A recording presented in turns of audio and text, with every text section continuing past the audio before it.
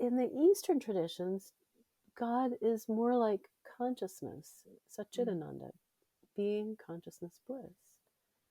And so once one starts to have mystical experiences, then you realize that awareness permeates everything.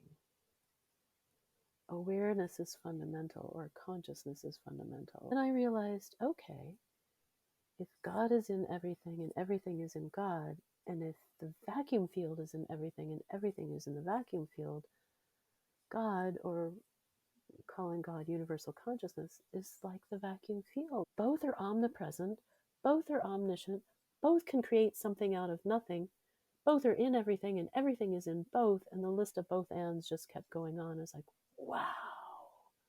Hello and welcome to the Worthful Woman podcast. I'm Christina, your host, and my guests are people who operate at the intersection of science and spirituality. It is my great pleasure today to speak with Reverend Carol E. Richardson. Welcome to the show, Carol. Thank you, Christina. I'm so delighted to be here with you. I'm so delighted to have you on. Dear listeners, Reverend Carol E. Richardson, also known as Anandi, meaning bliss, is an award winning author, spiritual life coach, energy healer, and meditation teacher. Carol's life story spans continents, cultures, and an extraordinary blend of academic and spiritual pursuits. Holding a bachelor's degree in psychology, a master of public health, and a master of divinity, Carol is also a PhD candidate in philosophy, cosmology, and consciousness at the California Institute of Integral Studies.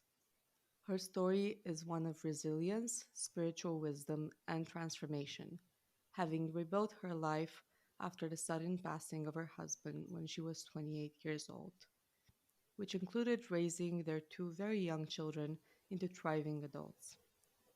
In 1996, Carol learned Raja Yoga meditation and started the process of bridging her Christianity with an Eastern path of spirituality. In 2010, she had what she refers to as an enlightened vision, in which she met and was blessed by multiple ascended masters, including Jesus Christ, Buddha, Mother Mary, Paramhansa Yogananda, High Priest Melchizedek, and Lady Kuan Yin. Carol loves empowering people to find inner harmony so they can fully experience love, peace, and bliss. Carol, I was getting goosebumps while I was reading your bio.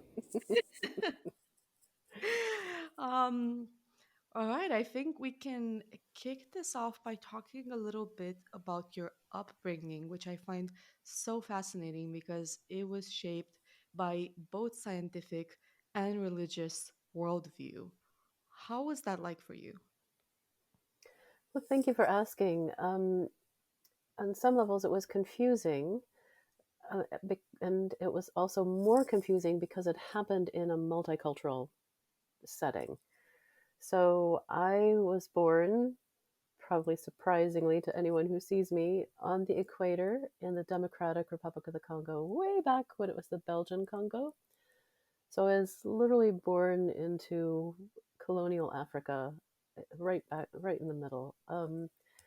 And so, because my parents were white Americans, I was born with white privilege and all that that brings.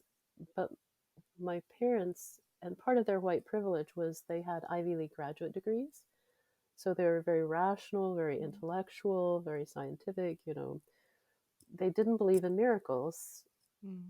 To their dying day, as to the best of my knowledge, they did not believe in miracles. My dad kind of doubted heaven when he died, but they were nonetheless missionaries. Now you might ask, well, why were they missionaries? They were missionaries because they wanted to serve in the name of Christ, because they had picked up on his teachings of love and forgiveness and empowering and serving others. So my father's whole career was about education in Africa. My mother was a nurse, so she could help people a variety of ways through nursing, in different settings. And so I was born with this mix of do something good for the world, be rational and logical about it and precise, and yet this incredible multicultural setting in which people have different values and worldviews and so forth. And so it was a lot to absorb for a child, but it was the most amazing gift I think I could have received. And so that balance between scientific and religious or spiritual was sometimes difficult for me as a child because there was a part of me that must have believed in angels from a previous life. I'm just going to put it that way. Mm. So I would ask my mom if we could put an angel on the Christmas tree, and she'd say no, she didn't believe in angels. my little girl heart was broken partly because I thought angels were so pretty. I wanted a pretty angel on the tree, and my mom would just put a star. But that that separation between my mom and me existed till the day she died. Till the day she died, she didn't believe in angels, and I was like, I believe in angels. And I've come to experience angels in many ways. So uh, I wasn't allowed to, though. If you hear that, that's the important message. I Mm. wasn't allowed to believe in miracles in a sense, or to believe in. I mean, I guess I could, but really, my parents poo-pooed all that, especially when I began to articulate that as a teenager. And no, no, they weren't going there with me, sort of thing.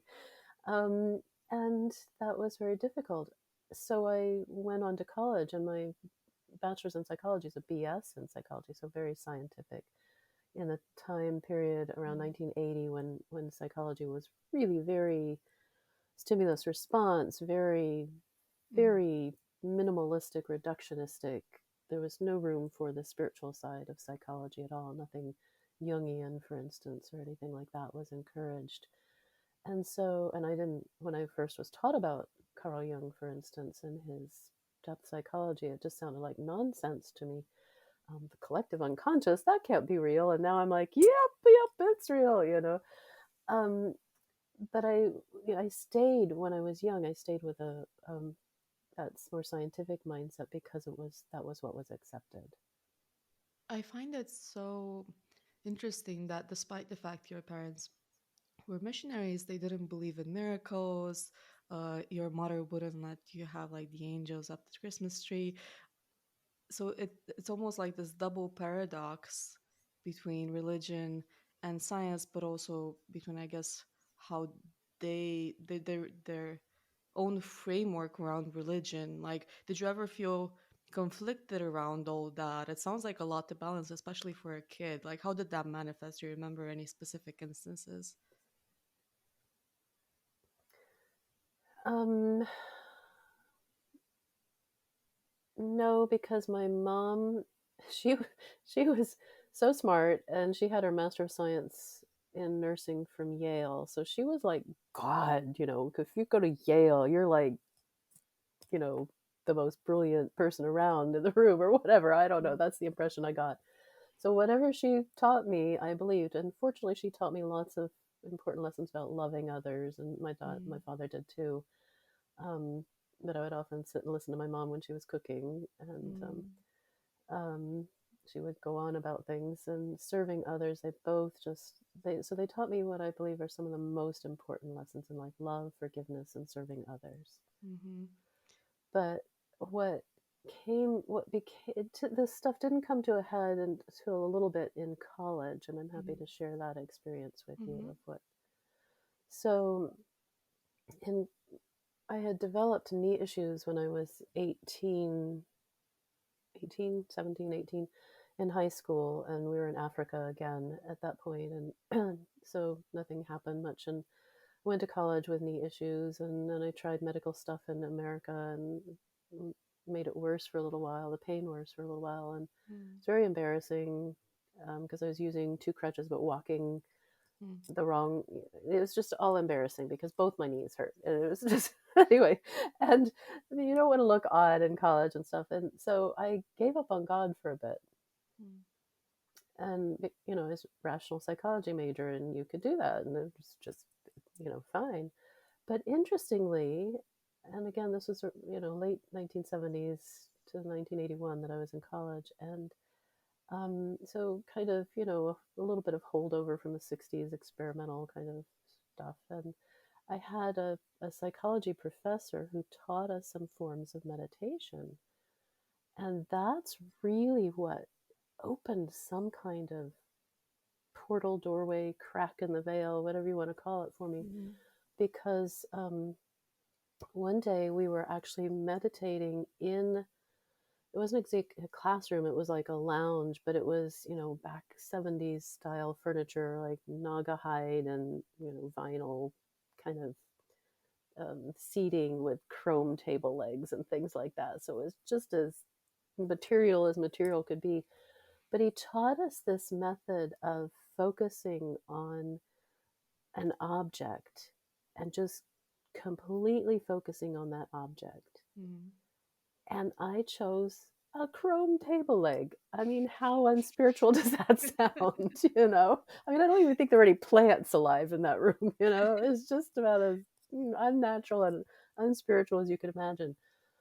But when I focused on that chrome table leg, and he didn't tell us anything of what to expect or what could happen, at least I don't remember him saying anything. And when I focused on that chrome table leg, after a while, I became one with the chrome table leg. Mm-hmm. And as soon as I became one with the chrome table leg, I became one with everything. And it's like my awareness flashed out, and I was so shocked I came right back into myself and, being me again. Wow. But I knew it had happened. I knew it had happened. And I couldn't deny it. It had happened, but it shocked me, so I didn't stay there. And then he taught us some other form of meditation, and I remember using whatever it was in my dorm room, sitting on my Mm-hmm. bed meditating. And I had my first vision, and my vision was what reality. This was the time period again when I had said, "Okay, God, never mind. You didn't fix my knees, so never mind you." Um, so I had this vision of what reality would be like without God. Mm-hmm. And it was like, have you ever seen a photo of uh, dry land where it's like been mud and it cracks and everything's all cracked and Mm-hmm. really, really dry? Mm-hmm. And there were like two tire ruts through this somehow. And out of one of the tire ruts in this cracked, dry, parched land, and maybe there's a little low hill that was completely dry. Mm-hmm. So there were like no plants except in one of the tire ruts. There was this one tiny little plant coming up as if to say, what you're seeing is what it would be like without God, but that's not possible because look, Mm-hmm. even here, there's life. And so I chose to believe in God. And being a rational psychology major, I decided to do it as an experiment. Mm-hmm. I decided that for 3 days, I would pray to God and believe in God and, thank God for things. And I did it for 3 days and I felt so much better. I was like, okay, I'm sticking with this. Did you tell anyone about these experiences at the time, or did you just keep them to yourself? I don't remember. I had trouble connecting with people because I had lived, in 3 different countries in Africa, 3 different states in the U.S., and I Mm-hmm. people couldn't get me, and I couldn't get them. I had no idea what it was like to live in one place, like your whole life, live in one culture, or even if you moved a little bit, mostly be from one culture and be accepted, and know how to fit in.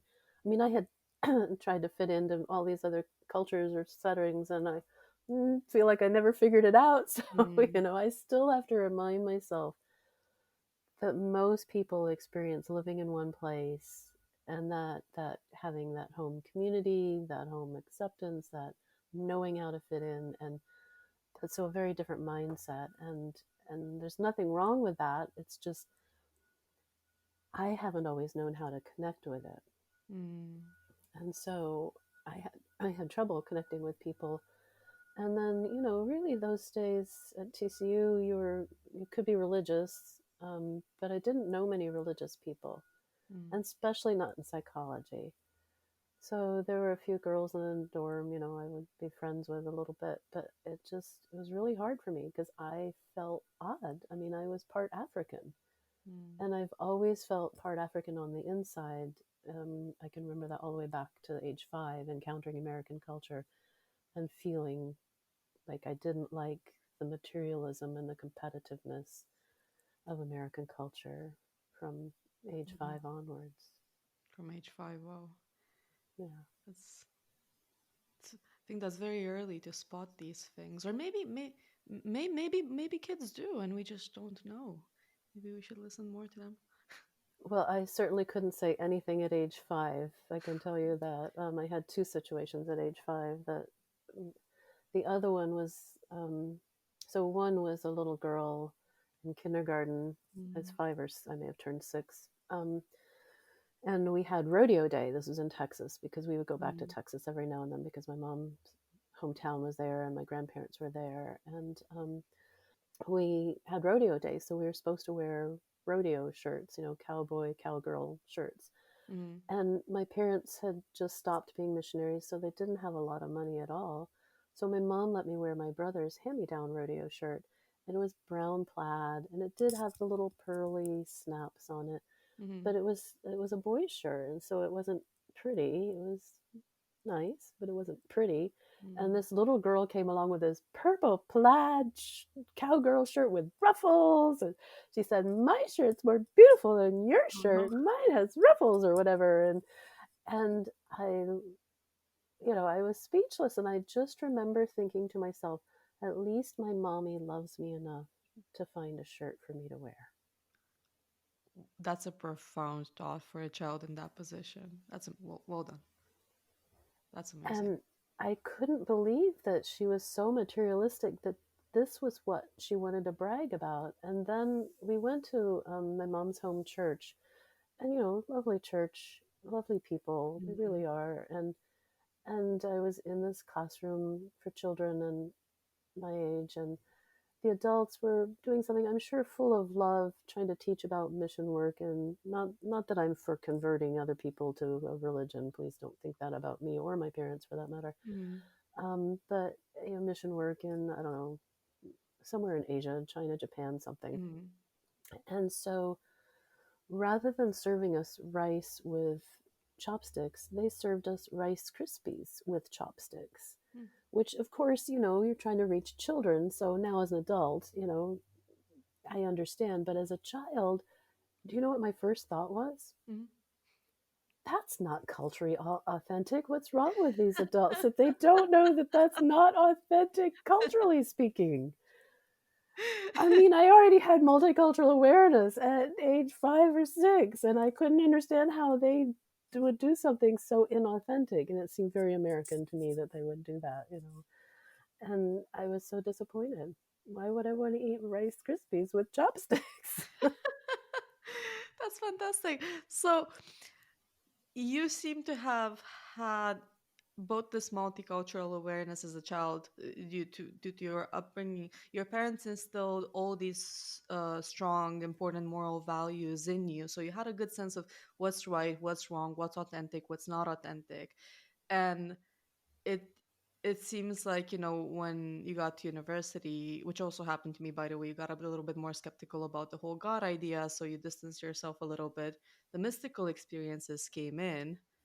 You seem to have given God a chance to experimentally for 3 days. It worked well. So with Carol in this position now and everything she's learned so far, and having had these experiences and feeling better now that she let God into her life for 3 days, where did it go from here? How did your relationship to God evolve? Well, it was complicated because, I mean, I lived in this culture and academic culture, and I didn't focus on that so much. I mean, to some degree. I mean, I took what was most meaningful to me the rest of my time in college was some honors humanities classes, and those were my favorite classes Mm, because you got to think about things and your perspective mattered, and mm, you were reading interesting things. Like I found there was one book of Karl Marx that I read that I actually liked. It wasn't one of the most famous ones. I don't remember the title, but I actually found myself thinking that Marx care and concern for other human beings, all human beings, like the workers, whatever, sounded more like Jesus Christ to me.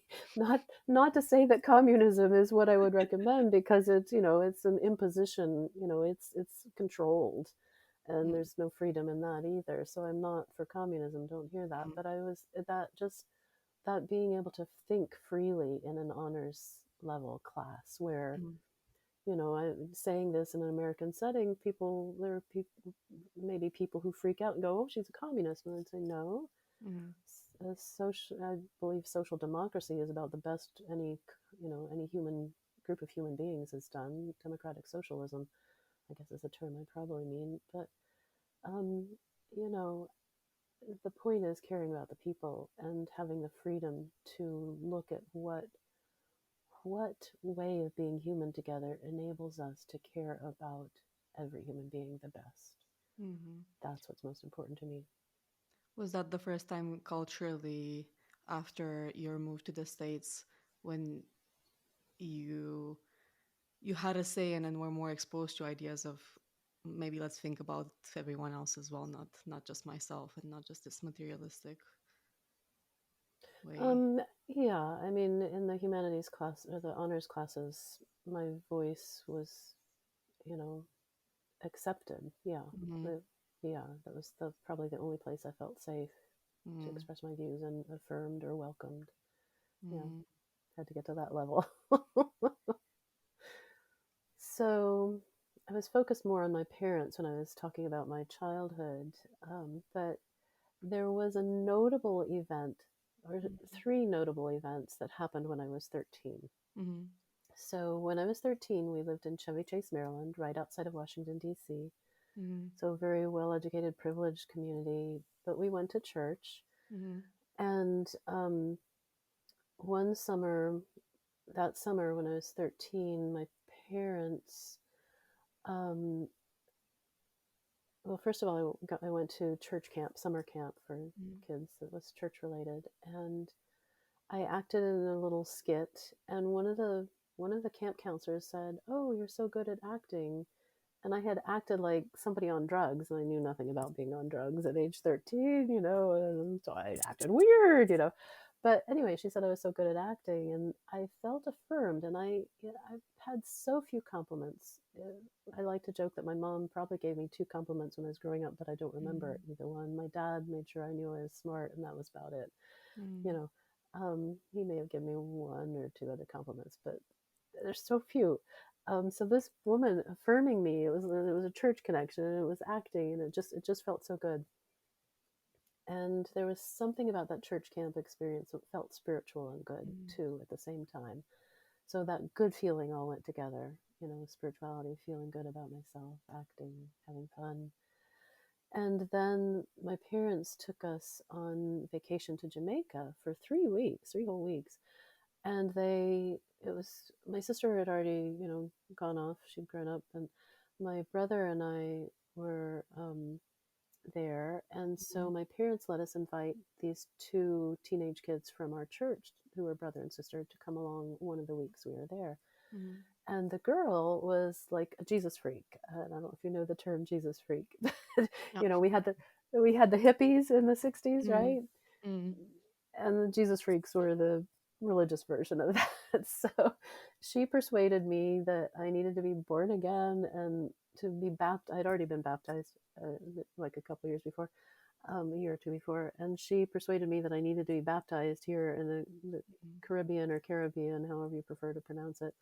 So here we were in Jamaica. We go out into the waters of the Caribbean. This is beautiful setting, and she's like, "You need to go under the water, and I don't remember what she said." So I went under the water Mm-hmm. and came up, and she said, "Now you need to ask to receive the Holy Spirit." And this part was left out of my church baptism. I don't remember anyone saying anything like that, and I'm pretty sure they did not. The minister, nobody that I recall saying that. But it is biblical. So here in the waters, Caribbean waters in Jamaica, I asked to receive the Holy Spirit. And something in me changed Mm-hmm.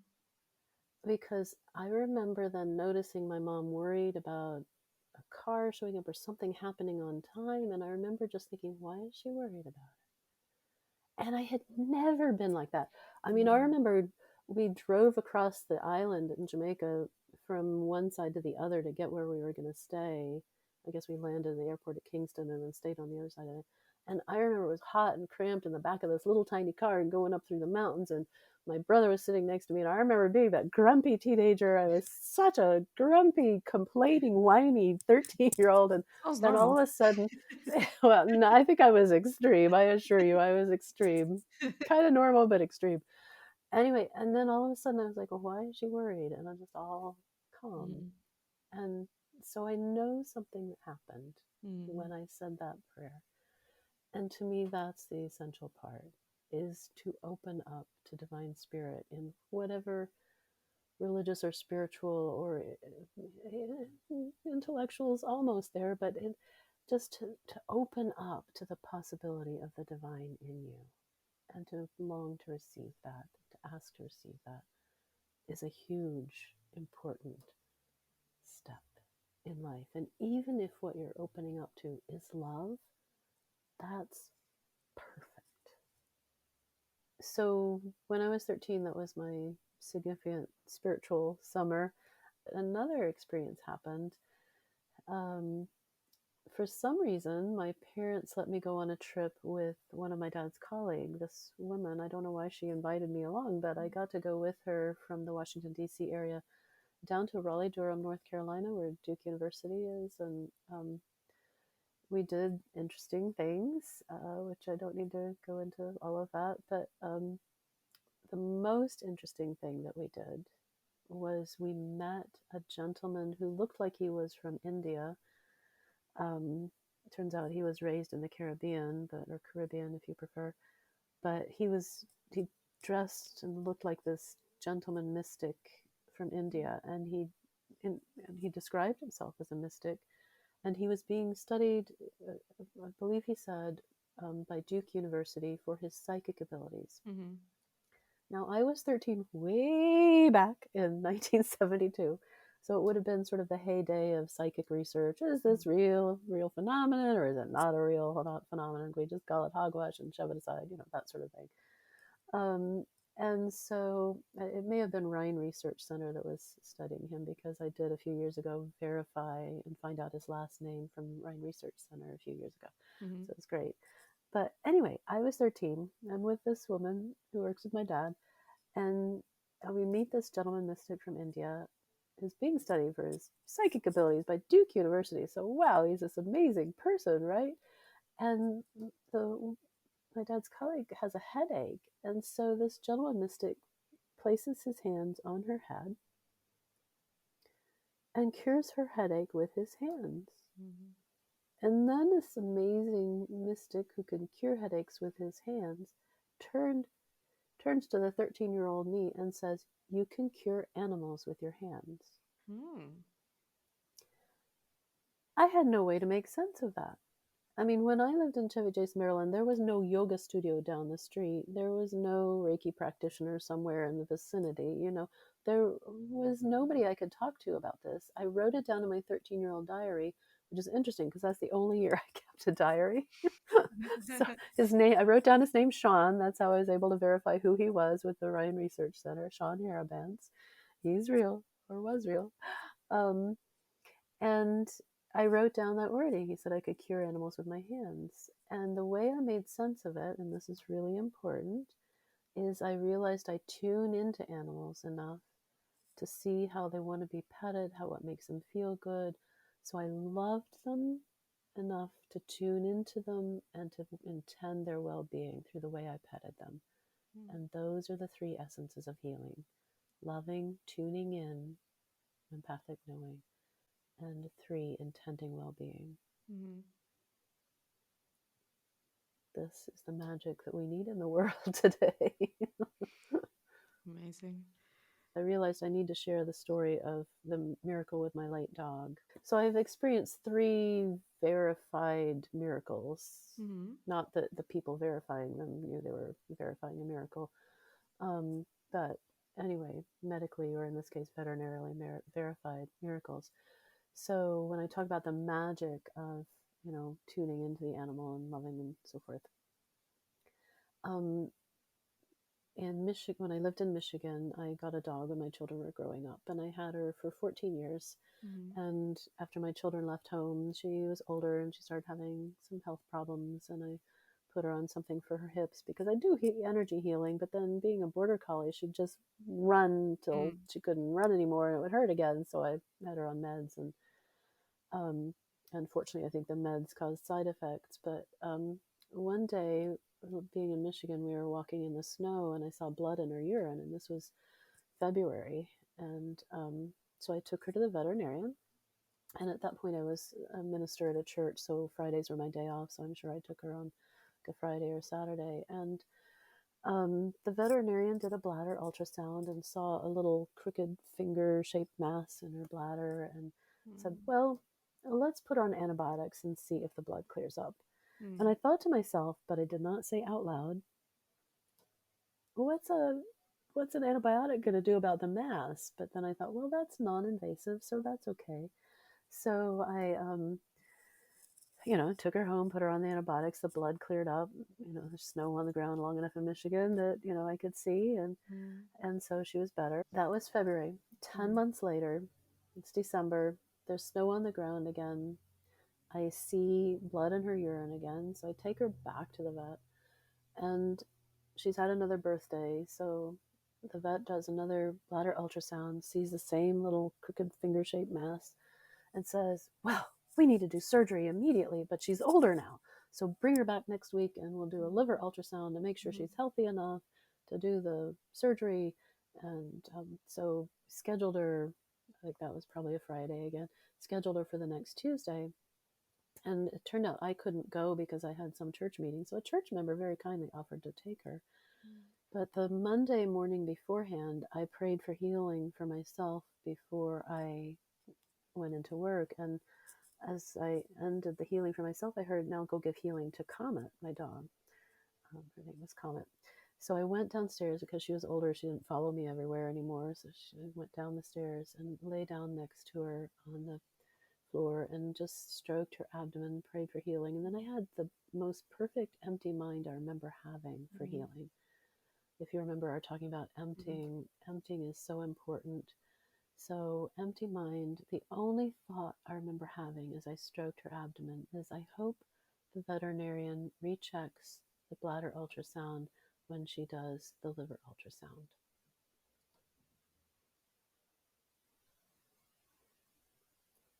That was Monday morning. Tuesday afternoon, again, I didn't get to take her into the vet. A church member took her in. So I don't know what they said to the vet. But the veterinarian did the liver ultrasound, decided to check again the bladder ultrasound, could not find anything, thought she'd made a mistake, called another veterinarian to look at the bladder ultrasound. The mass that had been there for at least 10 months was gone in a little over 24 hours Wow. or less. So when the mystic told me I could cure animals with You my can. hands, well, it's not I. The healer is never the healer. That's the healing energy. Oh, The you're best we can do is empty and hold the loving, healing, well-being intentions, but empty ourselves and let the divine do the healing. that is brilliant, and I mean, sounds like it was unheard of for the vets as well because they were okay. How'd that Yeah, happen? Yeah, yeah. Um, I usually end that story with, the moral of the story is that God loves dogs too. of course. Why would he not? Well, she would. But She I would. was about to say he, she, they. They, I don't know how to think of God these days because, yeah, I think they is good. they is good. Yeah. Or us. One time the Ascended Masters, and I think I put this in Mornings with the Masters, one time Mm. the Ascended Masters said, "There is no I, there's only us." Mm. If you notice in the book of Genesis, God refers to God's self as we a couple of times, which is interesting. There's only one I, but if you think there's, an infinite expressions of the I, then in a sense there's only us. There's no Mm. I in the sense of me, no I in the sense of you. There's one I being the multitude of us. So because I had gone back to Africa as a teenager after living Mm. in a very posh area, Mm. suburb of Washington, D.C., for 6 years, from age 10 to 16, that was my only stable time period Mm. in life. Then we went back to Africa, my parents and I, and that really blew my mind, going Mm. from affluence back to that abject poverty Mm. of a developing country. And So when I was in college, I was like, I really want to do something about that. So I focused on that, and I did an internship for my fall semester of my senior year at Mm-hmm. an organization called Africare in Washington, D.C. It was started by former, Africare was started by former Peace Corps volunteers. Mm-hmm. And so I ended up researching solar powered wells and solar cookers for as appropriate technology for use in places like Africa. Mm-hmm. And so I was trying to find a way to get back to Africa. And then my spring semester of my senior year, I applied to the Peace Corps and went through all of the steps, and then went to my parents' home to wait and find out the answer. And my parents had had bought some land in South Texas. So talk about another big cultural shift, right on the border with Mexico, Mm-hmm. and as far south as you can go in Texas. It was like, wow, this is a whole other world out here. I learned to say things like tortillas con papas y huevos, por favor. Very nice. Potato and egg tortillas, please. So anyway, when I heard from the Peace Corps, I didn't get a medical clearance because of those knee issues. They were like, we Mm-hmm. couldn't send you into a village and expect you to walk everywhere. I was like, that's Mm. true. Um, so I cried for 2 days. Oh no. And then I was like, what do I do next? And I ended up finding a job working with autistic children in San Antonio at an autistic treatment center. So I Mm-hmm. actually worked in a residential setting with kids whose parents sent them to live there so that they could be taught, not only in school, but also how to pick up after yourself and sweep the floor and things like that. Mm-hmm. And so I was trying to make sense of life. I still wanted to go back to Africa, but I went to church and I attended a singles Sunday school class at church. And the leader of the singles Sunday school class ended up becoming, I ended up getting engaged to him. Mm-hmm. And he was very Texan and, didn't want to go to Africa or anything. So I was like, well, what could I do? And I ended up choosing to work on a master's in public health. So Mm-hmm. we moved to Houston and I was working on my master's in public health. We got married. We had 2 children. Mm-hmm. And then the next big shift in my life happened. I was 28 and my 34-year-old husband and I had a 7-month-old son and a 22-month-old Mm-hmm. daughter. And one Sunday we had just dedicated our son in church. And so his family was around, my family was there, and then my parents actually left that afternoon. But um, that night, he suddenly, in the middle of the night, or I don't know, late at night, he had a brain hemorrhage and he came into I'm the sorry. bedroom. Well, we didn't, actually, he knew. He'd had a brother who had died of one several years Mm-hmm. before I met him. So he suspected that. But anyway, he came into the bedroom doorway. He had been on the couch in the living room.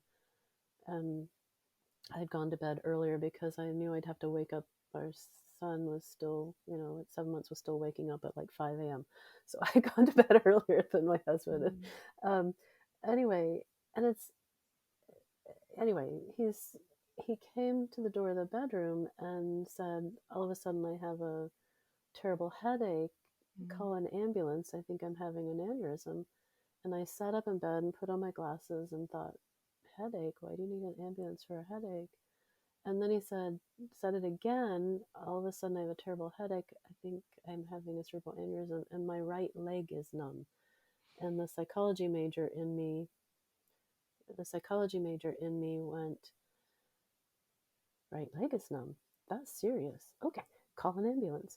The headache didn't click for me, but the right leg is numb. Click. Mm-hmm. So the phone back in those days was right next to him. So I called. Anyway, along skipping a lot of trauma experiences, we end up, he and his mom and I in in a hospital room with him in the middle of the night. And it's dark, and for some weird reason, he was not sent to the emergency room. He's stuck in this Mm-hmm. hospital room. And despite the fact he had been telling people all along what was going on, the first doctor didn't believe him. Mm-hmm. So anyway, he went into this jerky body movement called decerebrate posturing. Basically, his brain became flooded with blood, and he started making these horrible, loud breathing sounds. It's called sonorous breathing. Basically, he looked like a zombie. He was jerking like a zombie. He sounded like a zombie, making these horrible noises. And I was standing next to him, looking into his eyes, and I realized that he was gone. Even though his body was moving, I realized David was gone. And then I looked down at his body and I saw this bluish white vapor float up from below his belly button. And I had never heard about this, I had never read about it, but I knew on some level of my being, I absolutely knew I was seeing his soul leave his body, Mm. floating up. And then the ER doc ran in and yelled out, "Oh, expletive," and you know, they intubated him and did whatever, and they kept his body technically alive for several days. You Mm. know, family all showed up, and friends and whoever all, and my sister, I'm so grateful to her, watched my 7-month-old and 22-month-old, and my mom came and stayed with me and helped. But I would hold his hand in ICU, and something was gone. Mm. And I didn't have any spiritual language for this at the time. So I took his pulse because my mom was a nurse. She taught me how to take a pulse, and he had a slight pulse because they had him intubated and kept him breathing. And I asked him to resuscitate 3 times because he was 34, and we had babies. And um, so, I couldn't figure out at that time what it was that was gone that I couldn't feel when I held his hand. Mm. About 15 years later, I mean, obviously he died, the fourth time his heart I'm stopped. I sorry. didn't resuscitate. So Mm. that was that. And that's when I was called to divinity school. Let me tell the story this way. And that's when I felt like what somebody else told me is a calling, a spiritual vocation, a religious vocation, to use that kind of language, because I wanted to help other people believe that God loved them when they went through horrible things. Mm. And that was apparently my sense of calling. Um, and it still is. As a spiritual life coach and energy healer, the divine love is absolutely central and essential for healing everything about ourselves and our lives together, life on earth. Um, but anyway, it was about 15 years later, I had learned energy healing with people and with animals. Mm. And I one day did about 11 healings at a festival. It was called Angel Messenger Festival. The woman who hosted it, her Mm. business was called Angel Messenger. And I was feeling all these energies in people's auras and their Mm. chakras and stuff. And by feeling their energies, I was somehow knowing things about what was going on inside of them. And I had not experienced this before. And Mm. it was just amazing. I could feel their energies and know, and I knew I was feeling like their emotional energies and their spiritual energies. And at the end of the day, I went to the woman and the angel messenger woman, and I said, "This was so amazing." And she said, "Well, Archangel Raphael was helping you." And I was like, "Well, somebody sure was helping me," you know. And so there you see the angels showing up Mm. into my life, and I learned Mm. how to work with the 7 archangels to do the healing work and mediumship channeling work and whatever Mm. work clients ask me to do. I ask the archangels for help, Mm. and they do, and I'm grateful. But after that experience of feeling people's energies so amazingly, I realized that was what was missing from my late husband's body when they were keeping him technically alive from a materialistic perspective. What Mm. was missing was the energy of his soul.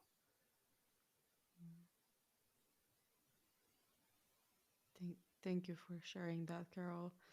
I cannot begin to imagine how horrible that must have been for you. And I think it's such a high calling to show people that God loves them, even Mm. in the most horrendous of circumstances. How did you reconnect to God's love? Well, I mean, people were surrounding me at that point, you know. And then when they're all gone, oh man, and I was alone. My mom helped me for 2 months. Mm, And then I was alone with the kids, and then it became like super hard, you know, because my daughter mm, remembered her daddy. And so every now and then, if she got upset, she would go, Daddy, Daddy, Daddy, Daddy, Daddy. And I would just. mm, So I'd had these other traumatic events in my life, and maybe we'll get mm, around to one of them because it is the power of love story.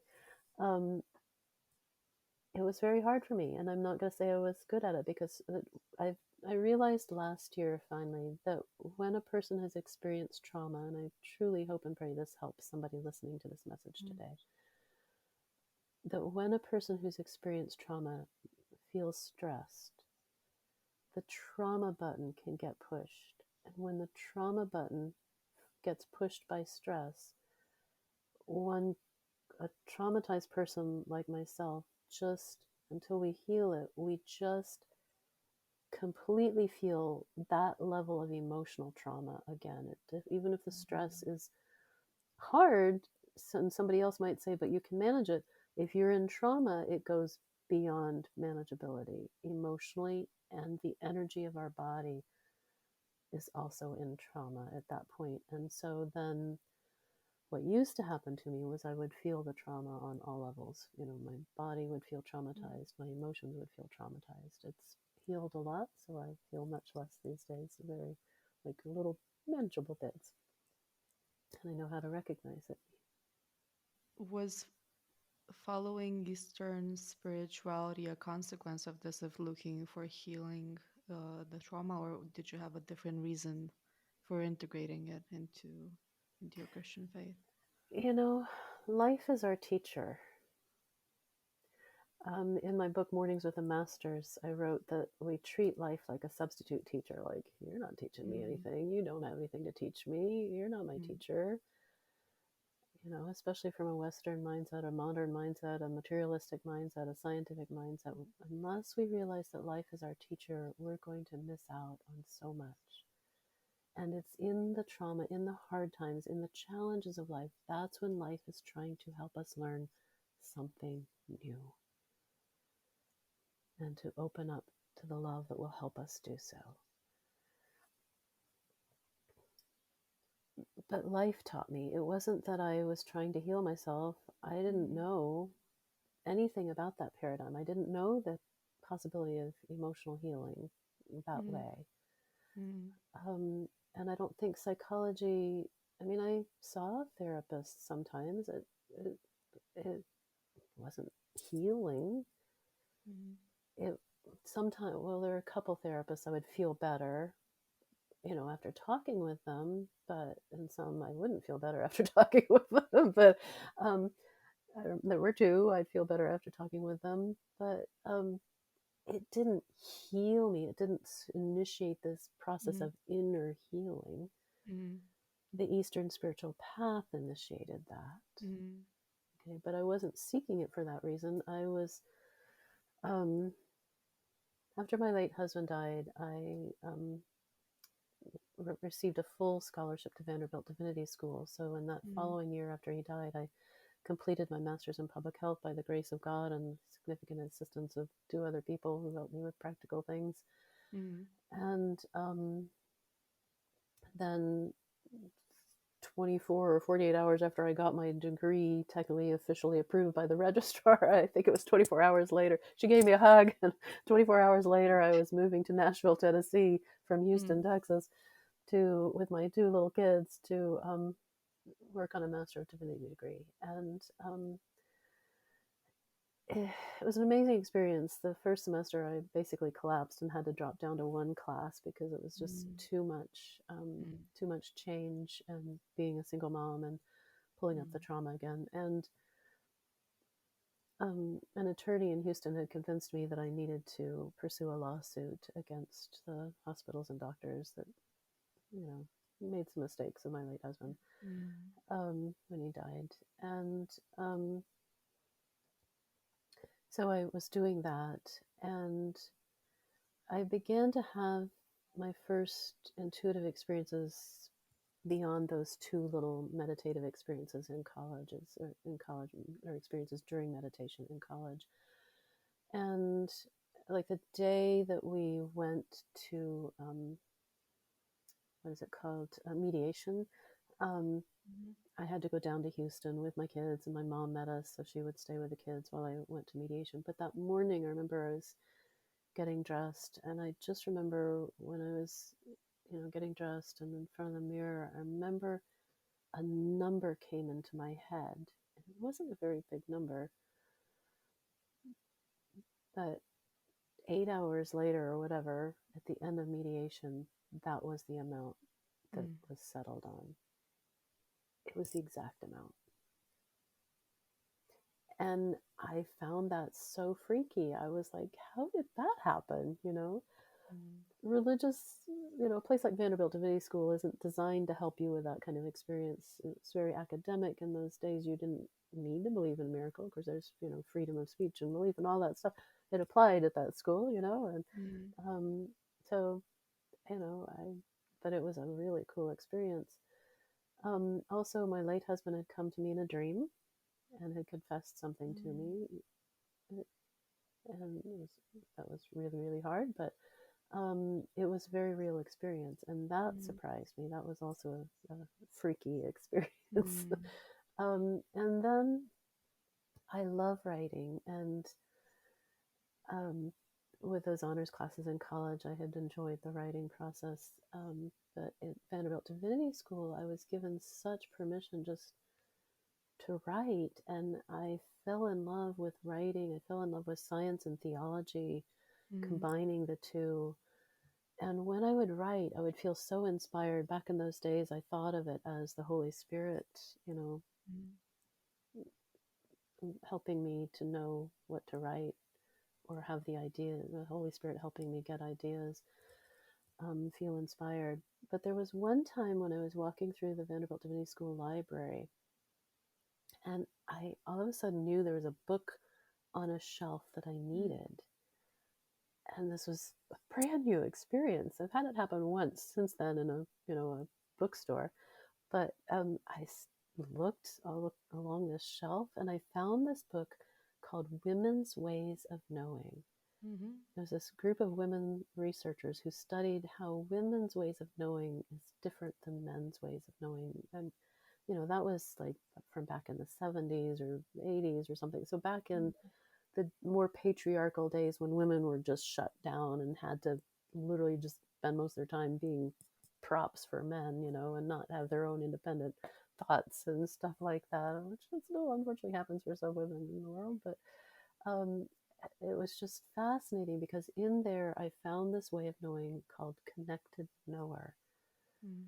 And I really believe what they're talking about is empathy. And I realized that Jesus had that way of knowing, that he connected with other people and knew things from their perspective, Mm. and that this is a very sacred way of knowing, is knowing with other people, knowing how they know from their perspective, not from ours, not imposing our perspective on them, but hearing, listening, empathizing with how other people feel and see and know from their Mhm. own experience, from their point of view, Mm. their experience of life. And that's very sacred. So that was another spiritual experience. But then I started serving a church, or started serving churches after graduating from Vanderbilt Divinity School.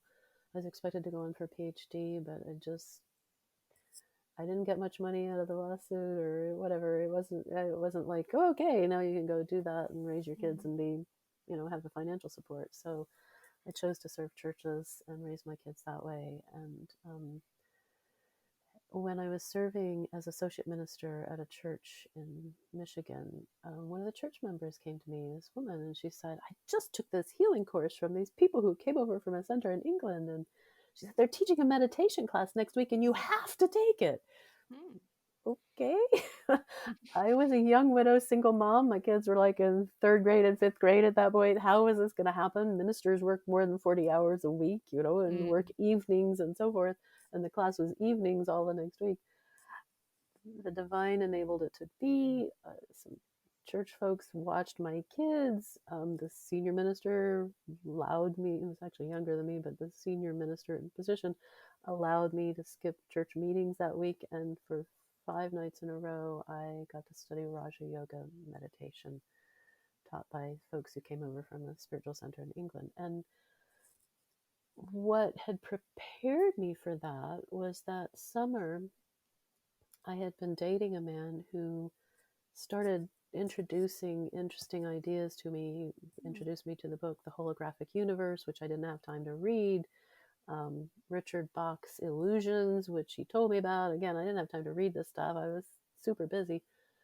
Anyway, and then he gave me or lent me a copy of Autobiography of a Yogi by Paramahansa Yogananda. Mhm. And when I first tried to read that book, this was my actual turning point in life that made Mm. all the difference. I started reading it, but it was so full of miracles. I was like, this can't be real. There are too many miracles. There's no way a baby could know what they remember their past life. What? Or know that they're stuck in this body and this life and there's more. What? And this man reattached his arm. What? you know? um, and I closed the book. Mm. And thank God, literally, I remembered the importance, the sacred importance of multicultural respect. And I realized that this gentleman from India from an earlier time period was speaking his truth, and that his truth was somehow 180 degrees to me from the truth, but it was somehow in the direction of truth. And because I was thinking of a rational, scientific, materialistic Mm. truth, right? But his truth was somehow in the direction of the truth. And so I needed to read his book with respect and learn from his truth. And that made all the difference in the world, this multicultural respect for another person's truth. And then when I got, like, well, first of all, I was reading like a couple paragraphs at night after the exhaustion of work and single mom. And so when I took the Raj Yoga meditation, I'd read some of it and put together all of this started to make sense of reality. And the book, especially Autobiography of a Yogi, made sense of Jesus, what he was really teaching, not what most Christians think he was teaching. I mean, some of what Mm. they think he was teaching, but a lot of American Christianity right now is so off the mark from what Jesus really said and did, and intended for us to learn to do and be as well. And Paramahansa Yogananda made so much sense of that for me. And I realized there's this universal level of religions at not the religious dogmatic level, not the literal level of the text, but at this mystical, spiritual, miraculous level of Mm. being, that there's truth. And in that mystical level of being, in that love and light of the mystical knowing, we are one and love is real and miracles are real too. I think it's amazing how it all comes back full circle from the multicultural respect you learned through your childhood experiences, which turned out to be the key. Exactly. I mean, think about the world situation today. What if we actually listened to each other with respect instead of antagonism? What if we listened to each other with love instead of fear? I can't think of anything that's more needed than that right now. I have a feeling that your PhD thesis dovetails with that. Yes. Am I right in saying that? Yes. So, you are currently a PhD candidate, and your dissertation is titled Universal Consciousness and the Vacuum Field as an Interconnected Reality, an Integral Approach to Reality and the Knowledge.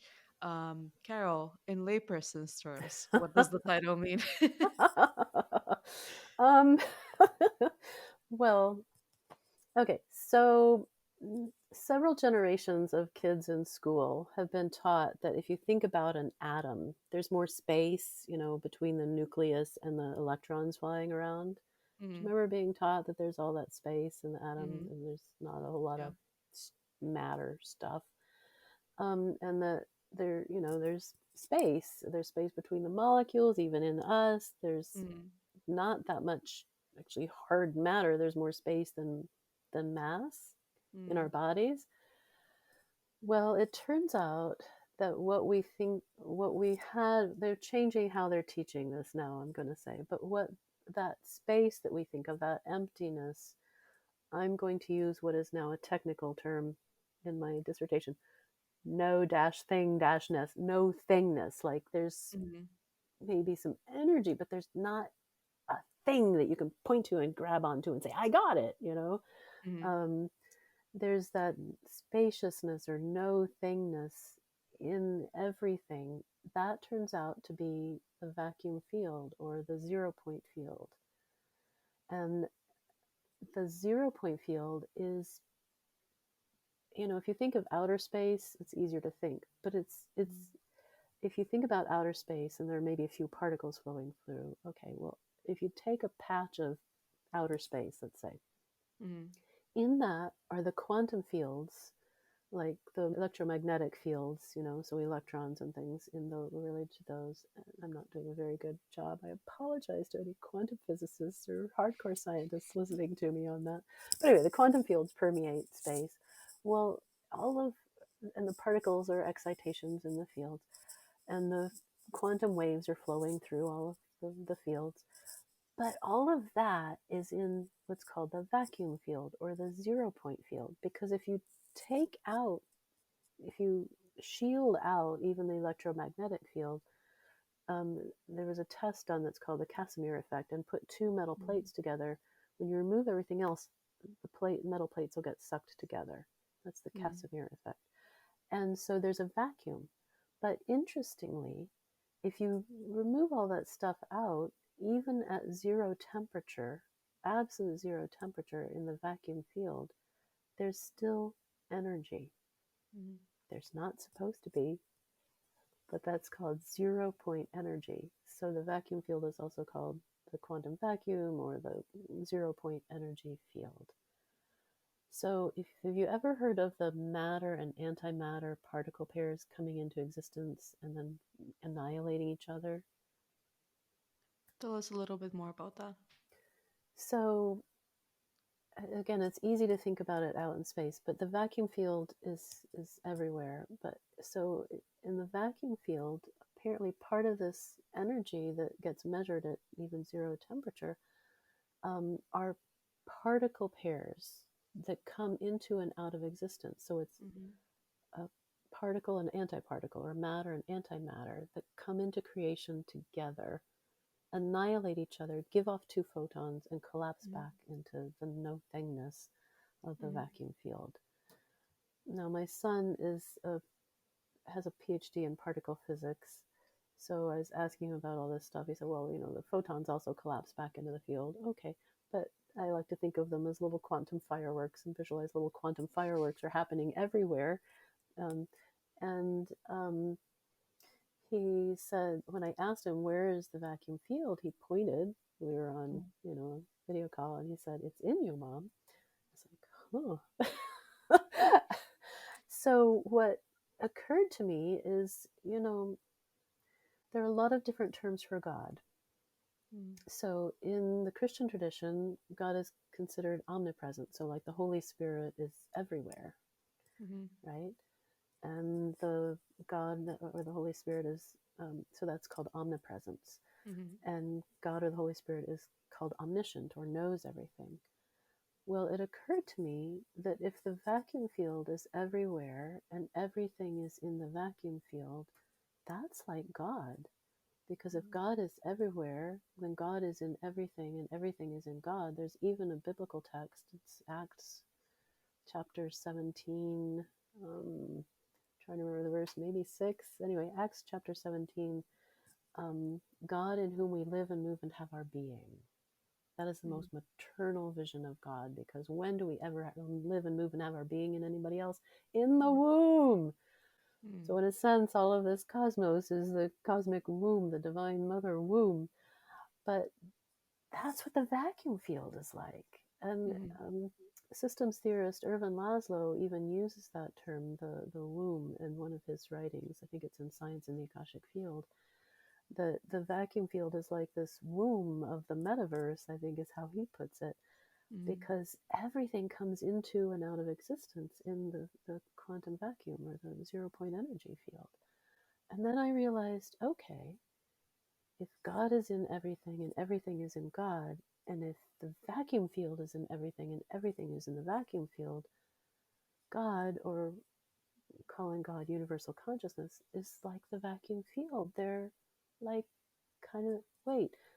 And then the vacuum field has all, according to Irvin Laszlo, all the quantum waves of information are flowing around in the vacuum field. So, in a sense, the vacuum field knows everything, it's omniscient, and Mm-hmm. God is omniscient. Wait, so both are omnipresent, both are omniscient, both can create something out of nothing, both are in everything, and everything is in both. And the list of both ands just kept going on. It's like, wow. If we think of God as universal consciousness, or the awareness, the divine mind, the mind of God being everywhere, and also the womb of God, that's important to me for feminist reasons, for the heal, for, let me, instead of saying feminist, for the healing of humanity, for the wholeness and healing of humanity. It's important for me to emphasize remembering the womb, because it's the energy too.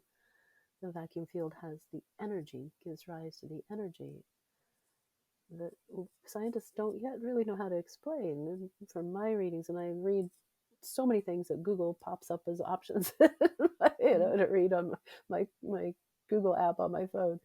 Um, and of course, once you click on, Google feeds you more. You want to read more about quantum physics? Yes. Okay.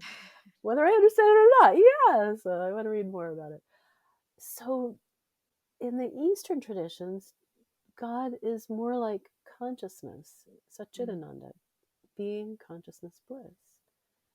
And so once one starts to have mystical experiences, and I can help you with this, I can come back to that, then you realize that awareness permeates everything. Awareness is fundamental, or consciousness is fundamental. It's not quite the same as panpsychism, because I'm not saying that matter is conscious. I'm Mm-hmm. saying awareness itself is fundamental, is primary. Like an idealism seems more that you're leaning into with this. It sounds that way, but in my studies, I've studied both Western philosophies, medieval Western philosophies, Mm-hmm.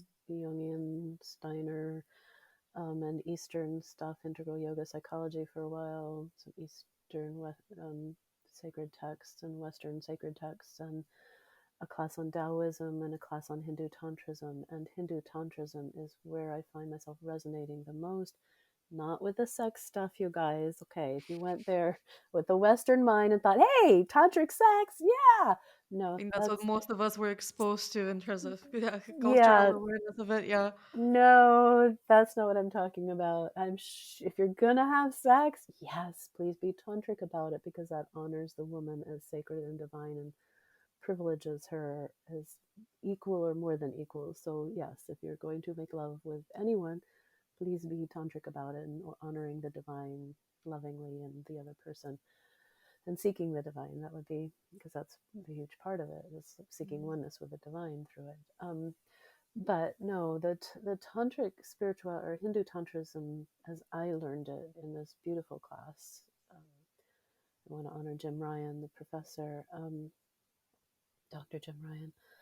Um, the text we got to read, spoke of tantrism as a spiritual path, and there are three really elemental teachings out of that, so that are primary to me. Three teachings that are primary to me. One is that tantrism is an integral monism. So, like Advaita Vedanta, Mm-hmm. all that exists is the mind of God, and everything else is illusion. And there's a book called The Doctrine of Vibration by Mark Dyskovsky. I hope I pronounced his name correctly.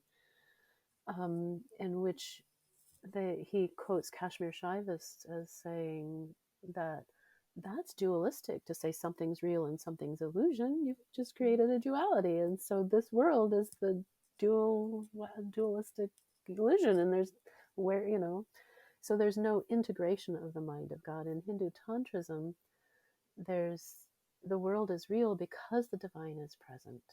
Mm. So because divine mind is present, everything that's going on is real. Here's the second point. So it's an integral monism. Mm. And well, I'll get back to the second point. And if you bring in the version of Tantrism that's Shaktism, that honors Shakti, the goddess, as energy, the subtle energy of the divine in all levels of being, then it really is an integral monism, because the subtle energy shapes or transforms or manifests the physical energy.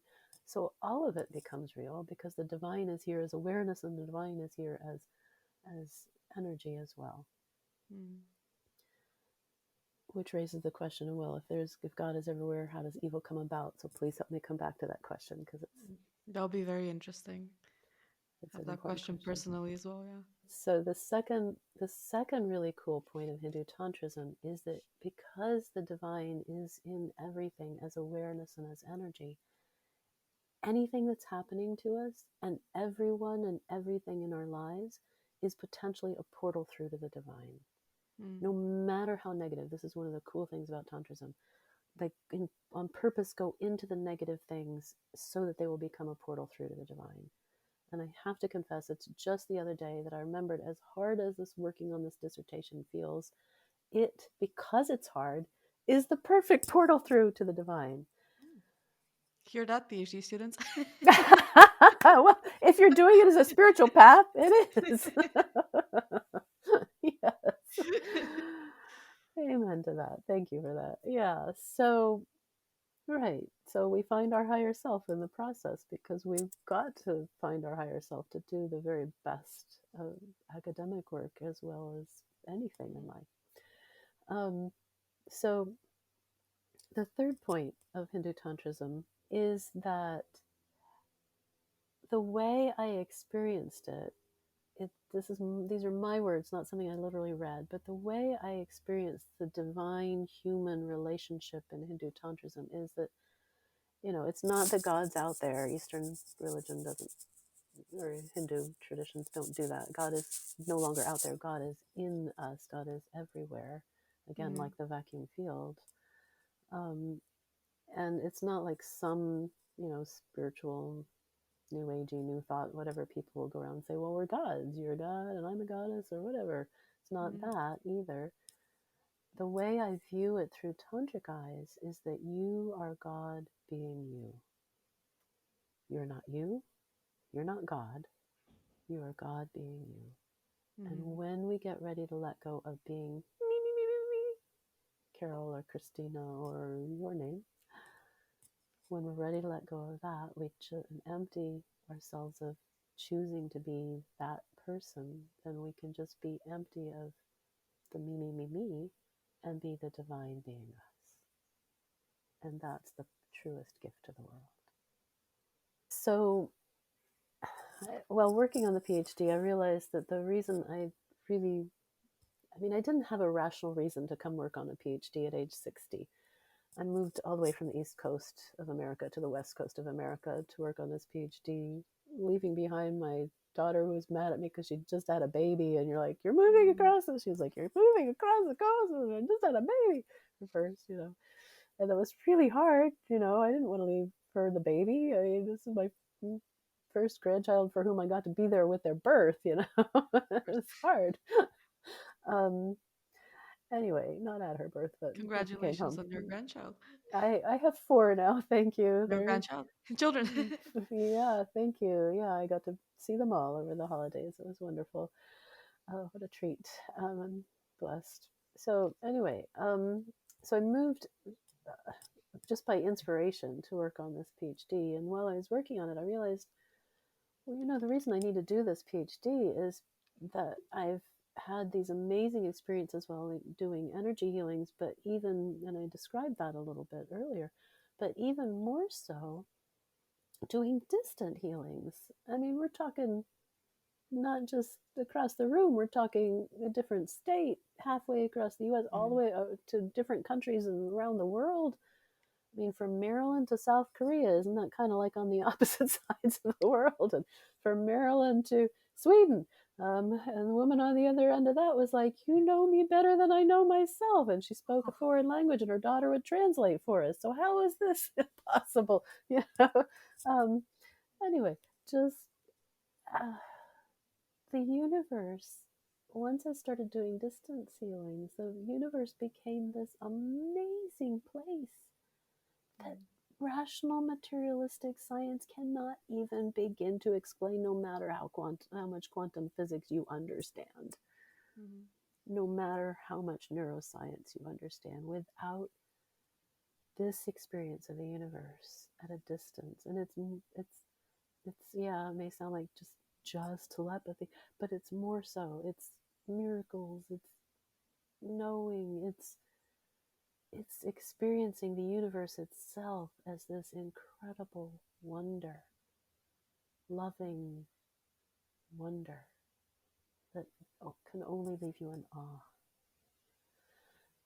And doing distant healings, because I was in, studying philosophy, I was like, well, these are other people are saying what's fundamental about, what's the ultimate substance or what's really real or whatever. I'm like, well, when you're doing a distance healing, you only have three tools: Mm. consciousness, subtle energy, that is the healing energy, and Mhm. intention. And intention is the one that's going to lead us to explaining how God can permeate everything and evil is still real. Okay, so hold on to Mhm. that for me here, please. And when we're doing a distance healing, like if you were going to just, let's say you wanted to pray and intend well being for me, you're in London, is that right? In Scotland, Scotland, thank you. You're in Scotland and I'm in California. What could you do? if I wanted to pray for you, And intend well being for me. Send I me would, well being.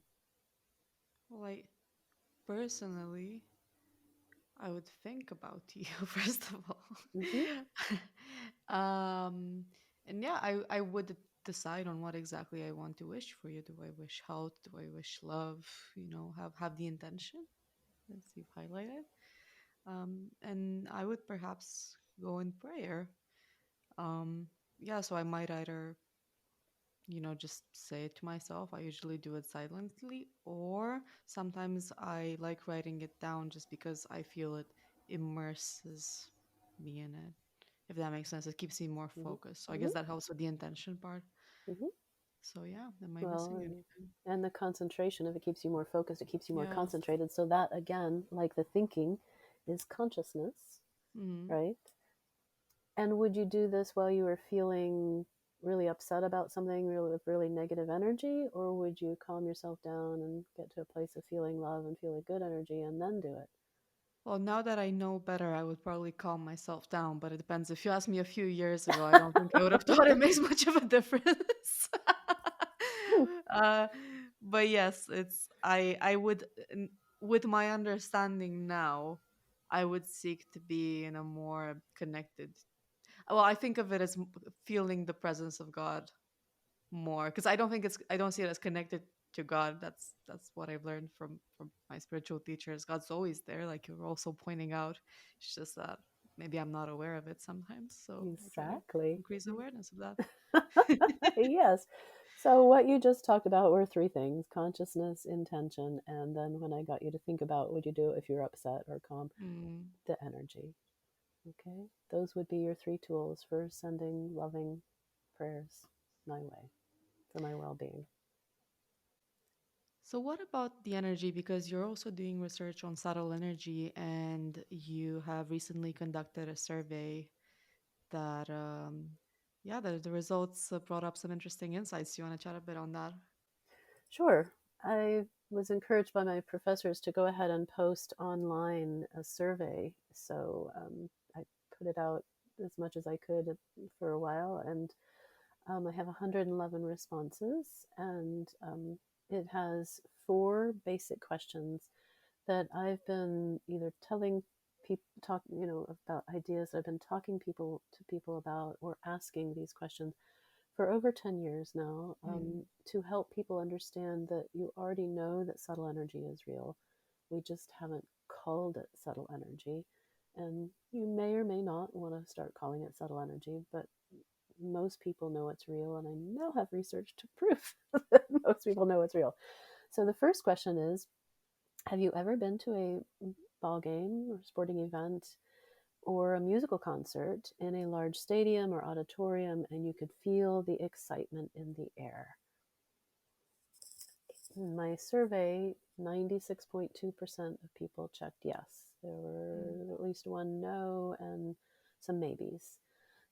So I have no way of knowing whether they'd never been to a ball game or musical concert, or if they'd been to Mm. one, it was their team was losing and they didn't feel the excitement or whatever. They didn't like the music or They felt whatever. the So disappointment in the yeah, exactly. I mean, when I went to TCU, Texas Christian University, the football team back then was so bad. I went to a couple of games. I was like, I don't want to do that anymore. And the other team is all excited and rooting and winning, and we're not. It was It's no just fun. not fun.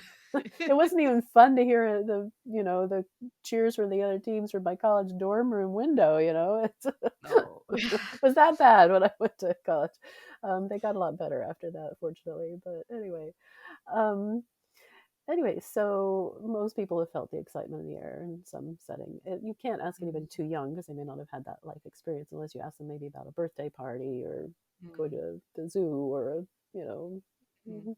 um, Six Flags or whatever, going on rides and things, but they may not have felt it yet.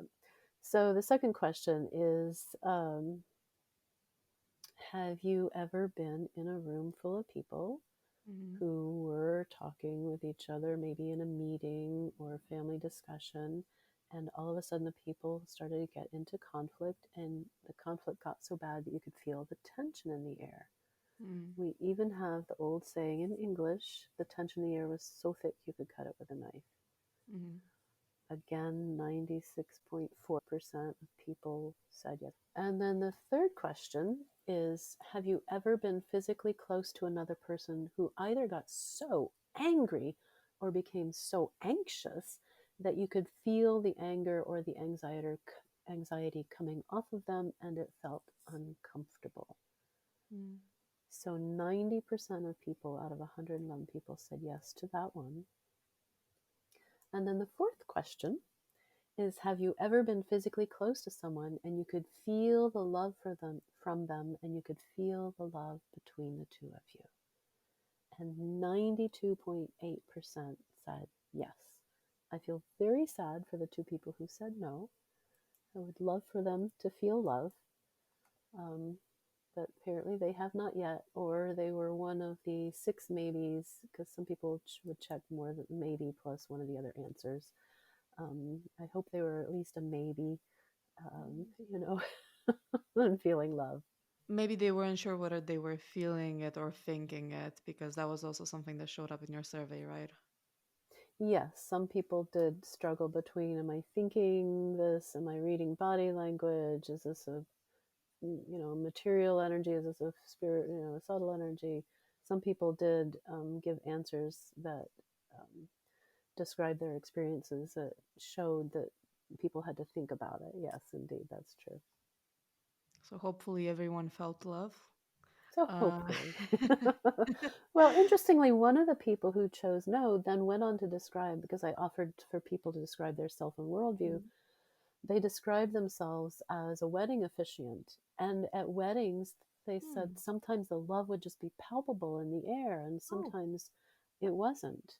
So they had felt love in the air before, Mm-hmm. just they weren't sure if they'd felt it in that close, intimate setting. And again, maybe they were thinking, maybe they were not thinking about love, maybe they were thinking about something else. I don't know. So, whether pleasurable or unpleasurable. Who knows what they were thinking when they were with someone who loved them and they loved them, that person. Yeah, this struggle between feeling and thinking, like specifically, like I recall what had showed up is, well, this confusion between, did I actually feel that people were happy, or did I kind of infer that people were happy on the stadium or whatnot because they were cheering, and it's rather quite obvious that they're happy. So where do we draw the line exactly? What are your thoughts on that? Where do we draw the line? Ah, well, again, consciousness, subtle energy, and intention are everything. And so everything that manifests as physical energy, as body language, etc., is all an expression of what's happening in awareness, Mm, what's happening in our thoughts, and then our emotions and all of that also express subtle energies that change how we look, mm, or you know, that also change our gestures. It's all one, because you mm, cannot remove consciousness, energy, subtle energy, and intention from anything, because that to me is the fundamental of what, I mean, God is so much more, the divine is so much more than that. There's no words, but if we could say what are the fundamentals that manifest into this reality, that's what enables all of the divine being to manifest in this world. And that said, I think it's time to address the problem of evil.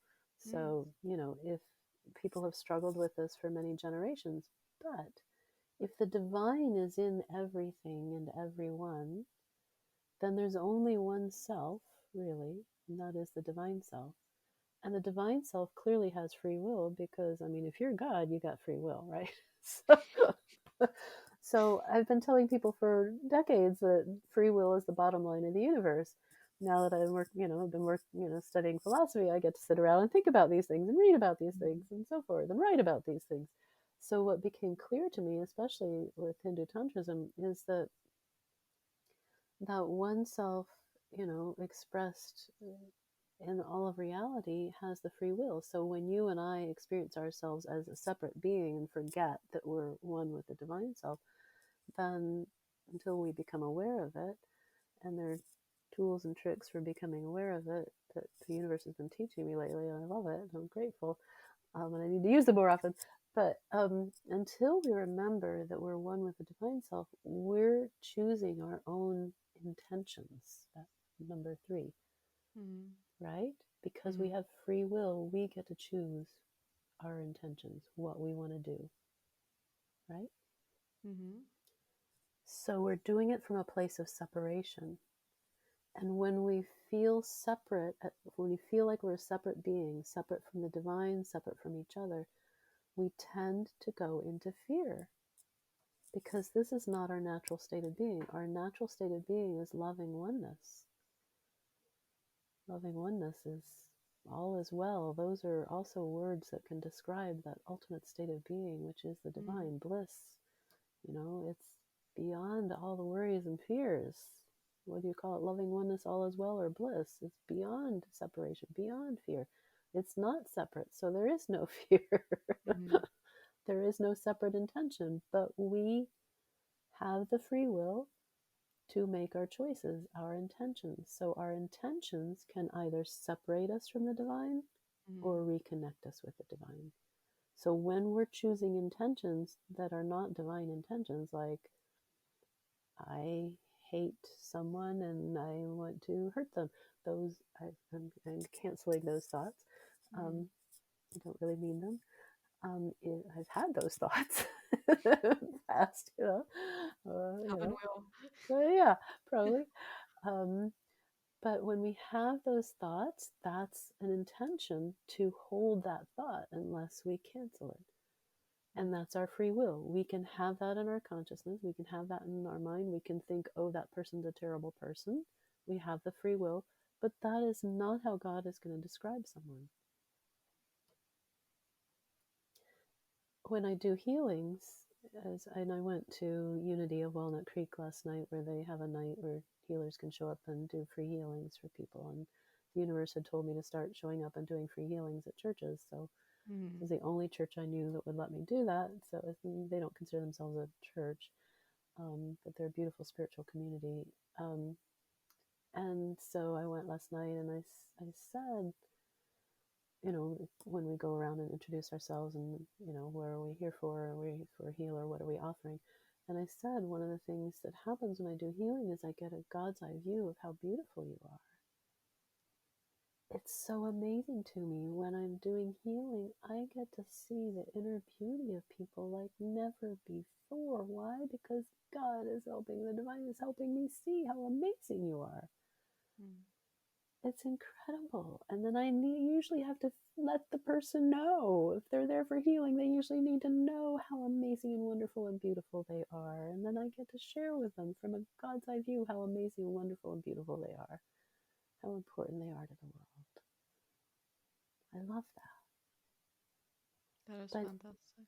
Mm. but if we choose negative intentions, God is still real in us as consciousness and subtle energy and the free will to have those intentions, but the intentions are not divine intentions.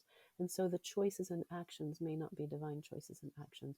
And it's Mm-hmm. through intentions, choices, and actions, including our choices of our thinking, Mm-hmm. that's how we have evil in the world.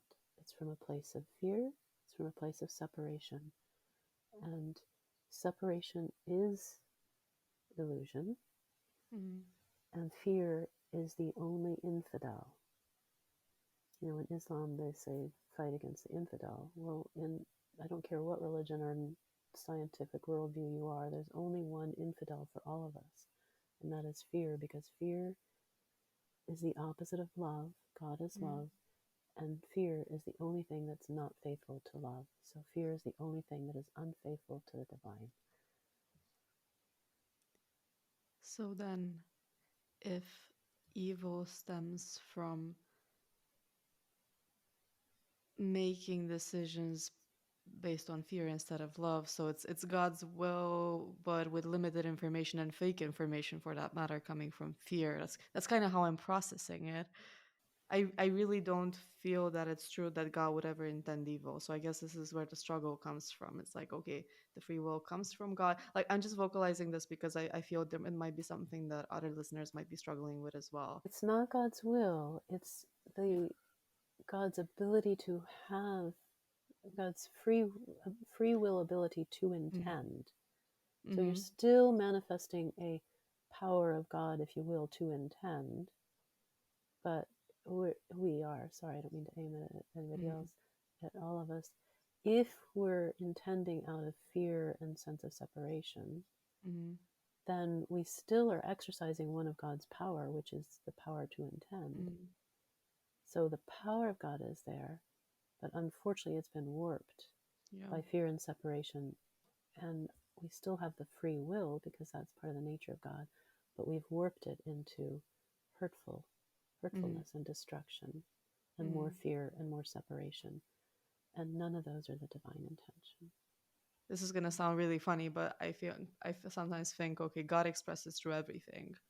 So I kind of like Yes. have this image of God as an octopus. I'm like one of God's tentacles, Yes. just you know, chilling, doing its thing, Um, and yeah, in my particular expression, then being endowed with these attributes of God, such as free will. If I come from fear, yeah, then it gets warped. So it's not God's will; it's more like the warping of will as a trait. Because I know sometimes people say, well, you are God. Right. I don't think that personally. So I think that's where a little bit of the confusion might come from. Do you want to address that a little bit? Well, that was what I was trying to address before when saying in the Hindu Tantrism, from my understanding of it, it's not that you are God, Mm-hmm. because that would say you're all of you yourself. The Yeah. emphasis is still on you. It's still an ego separation move, Yeah. right? Um, at least that's how it sounds to me when people say that, like, "Hey, I'm God, and you're goddess, or you're God too." Yes, but the whole point is to empty ourselves. So in the Christian tradition, Mm-hmm. that emptying is called kenosis, and Mm-hmm. the infilling with the divine is called theosis. And again, it happens through intention. What the universe has been teaching me lately is, choose less materialistic intentions. And for me, Mm-hmm. that basically, since what can I afford these days? Food and supplements. It's about all I spend my money on is food and some books, food, supplements, and books. Um, and the supplements are just because of my age. um, anyway, and health conditions to address. But if we're focused on material intentions, that's what the universe has been teaching me, rather than spiritual Mm-hmm. intentions, then we're again separating ourselves because our focus and our intentions are materially based, Mm-hmm. not as in, I mean, if you can say I'm God, we could say this bowl of food is God. And in a sense, it is. But if I'm focused on the materiality of it and I need this, like yesterday when I did all those beautiful healings, Mm-hmm. first I went into San Francisco and I did a healing, and um, I had gone to my school library first and then gone on to do the healing. And when I had to walk from the BART train to my school, I was like struggling against the wind and slower than the person in front of me, and um, so forth. And after, then I went and did the healing with the Mm-hmm. person a little ways away in San Francisco, and then got back on the BART train. I felt fantastic walking the BART train. And then when I got off the BART train, I felt so good. I outwalked someone younger than me, and I was like, I feel 10 years younger after doing this one, it was a really long healing, but after this one healing, I feel so much better, because you're a Mm-hmm. vessel for the healing. You receive the healing energy and then pass it on through, right? So it helps the healer too.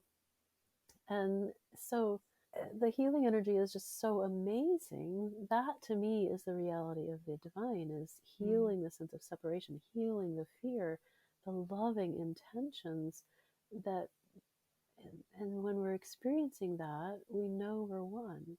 And Mm-hmm. there's a technique I love to do. I really love it in person, but I love it also on Zoom or whatever video conferencing platform, called the Harmony Circle, where we place our hands on our heart chakra and we hold our left hand's on our heart chakra and our right hand's Mm-hmm. up, and we intend for it to be on the back of the person. And yeah, this is really great in person. I once did it in a park with mostly strangers, including children, and it's been amazing in every setting, just people showing up. And we're literally breathing in love and light into our body, divine love and light into our body, from the earth and from the air, and then sending it into ourselves and filling ourselves up, and then sending it around the circle with our right hand. And again, if you're going to try this, I hope you'll contact me, because the holding of the intentions is really, really important here. But when we do this, we feel one in the love and the light, and that's the whole point, is that the divine intends healing and wholeness, not fear and separation. So there's one love, one Mm-hmm. light. They're infinite, and we're part of all of that. Oh, this was the point I was trying to get back to. And so, no, it's not that you are God or goddess and that I'm God or goddess. It is when we empty ourselves of fear and separation and the materialistic focus and materialistic intentions, except as needed for survival, for service, then really for service, not survival. I just got corrected from on high. Mm-hmm. Um, when as needed for service, um, then we more fully become God being us. So the Mm-hmm. point I was going to make yesterday was the divine asked me not to eat much lunch before I got on the BART train and went to do the healing. Mm-hmm. And then because I had done all this other stuff, I did need to swing by a store, just to pick up a couple things, and I did it really quickly. And I was like, "Oh, what can I eat that's vegan or vegetarian, and can have a little bit in the car on the way to Unity to do the healings?" And it was some Mm-hmm. tabbouleh, and I got like 4 bites, but I was still, and I hadn't had enough to drink all day. I'd taken one canister of tea with me, Mm-hmm. um, and yeah, it had a little honey and rice milk in it, but you know, I was going on not very much material energy by the end of the day with the healings, Mm-hmm. and yet there was still so much energy coming through and so much intuitive stuff coming through. And by the end, I was still energized. I had trouble falling asleep last night. Wow. And the universe said, don't eat tonight either.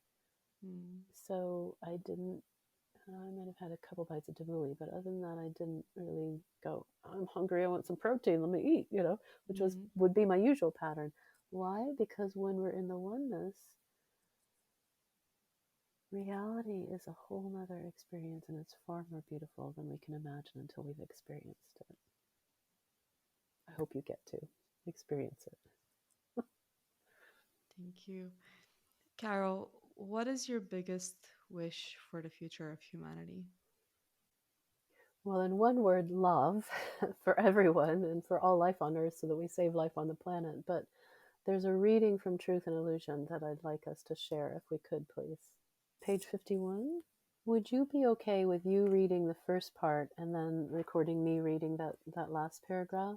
When I read for other people, I ask for the divine to speak to me and through me so that energy comes through.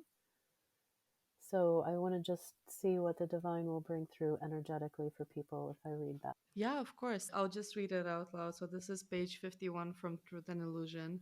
If we cannot attain some sense of we all belong to something greater, that is, we are citizens on this planet, or souls who are all part of divinity, how can we ever open ourselves up to a full quest for truth? If anyone is left out, the truth cannot be served, for truth, if it is truth, will encompass everyone. No one can be left out of the circle of truth.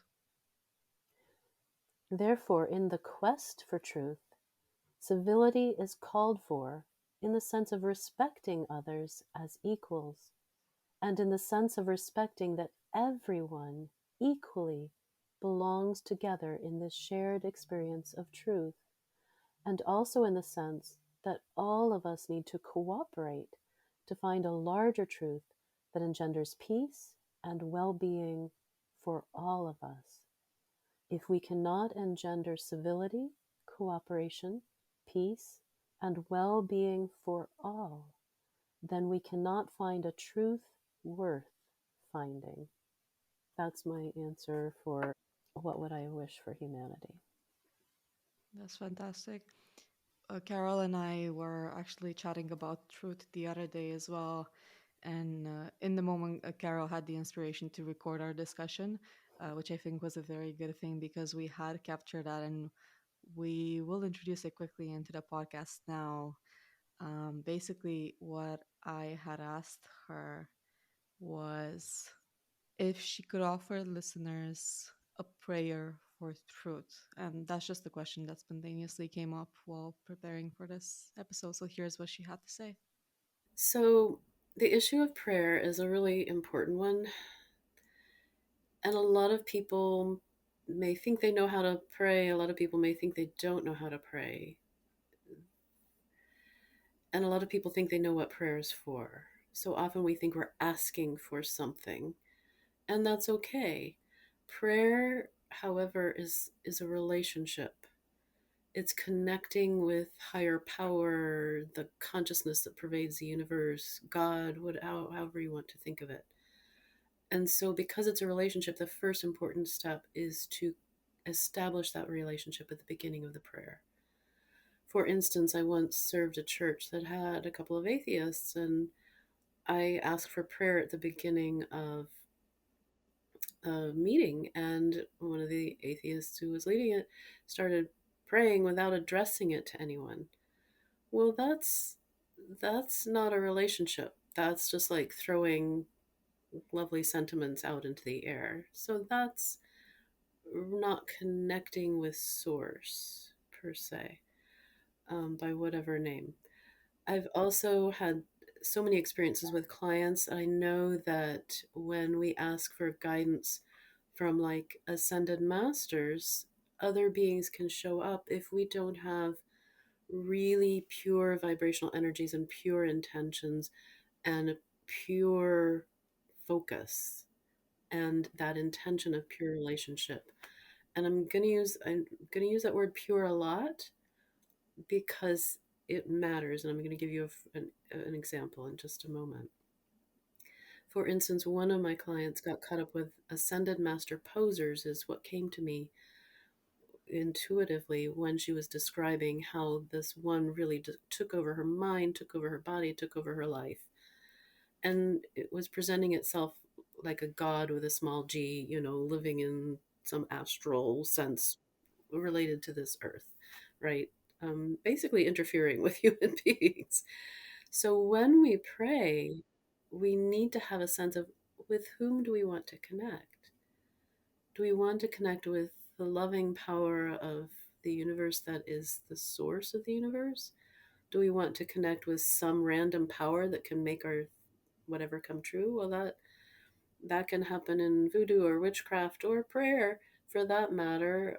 Prayers of good people can go astray if they're not addressed in pure vibration and pure intentions for the highest good, with in the context of that relationship with the source, who is that fundamental nature of being itself, in which all is well and intends all is well for everyone, not just our cat that we love or our human loved one or whoever. It intends all is well for everyone, and not just for ourselves, but also for ourselves. And to get at that, especially when asking to pray for truth, we have to be willing to live in alignment with truth. So prayer, it can rightfully so include petitions like, please help my cat or my loved one get well. Please help me recover from this illness. Please help me get my work done today. Those sorts of petitions, guidance. Prayer rightfully so includes praise and gratitude. Thank you for the gift of this day. Divine Source, thank you for the gift of this day. Divine Source, thank you for the beauty of the blue skies and the green bushes I see. Thank you for this opportunity to talk with Christina. Please bless and guide us in this opportunity. Um, and then praise. Divine Source, you are the light of my life. You are the love of all being. You are infinite, and I seek you because you are bliss. You are amazing. You are more beautiful and perfect than anything manifested as part of who you are. You are the totality of all that you manifest, and beyond that, you are the one I seek. You are the one I love in all beings. Praise.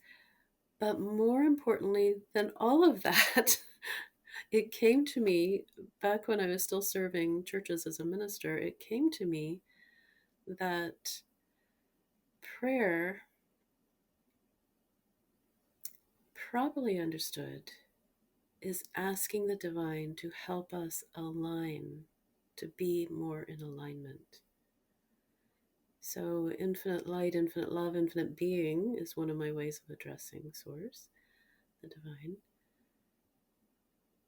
How may I, please show me how to be in alignment with your love. Please show me how to vibrate with your love and your light. Please help me get out of the way so that your love and your light and your truth can come to me and through me. I empty myself so that you can live through me. Divine light, please help me to live the truth so that I may know the truth. And here's where I'll give you an example of that. To some people, this may sound very innocent, but this is the degree to which the divine is pushing me to do what a God-realized guru once told me to do. That God-realized guru was J.P. Vaswani, Dada Vaswani of Vaswani Mission in Pune, India. And I was blessed to have a one-on-one conversation with him after I had written my book, Mornings with the Masters. And J.P. Vaswani told me, live the truth. And before that, he had prefaced it with, you are not the body. You are not the body. Live the truth. And, every now and then I've been thinking about that for years. Well, if we're going to live the truth, we need to understand so many things. There's so much behind that. But the little example the universe gave me last week was a fellow student I had had a class with a few years ago signed up for a life coaching session with me.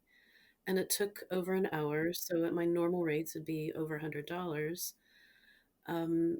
But because they're a student, I said, do you need a student discount? And they said yes. And so then I asked him to pay by one of the methods where I don't necessarily get charged a fee, because I charged him less money, right? So I asked him to pay 75 and he said yes. And sorry, um, I offered Zelle or PayPal.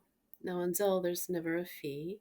On PayPal, sometimes people have chosen yes, goods and services rather than yes, friends and family. And if they choose yes, goods and services, I get charged a fee. Well, because I'd already given him a discount, I asked them to choose friends and family so I wouldn't have to pay a fee because I'd already given up that discount.